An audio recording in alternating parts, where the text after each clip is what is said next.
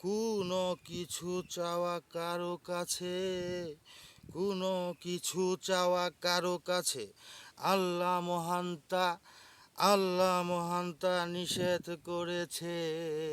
কোনো কিছু কারো কাছে চাওয়া আল্লাহ মহান্তা নিষেধ করেছে।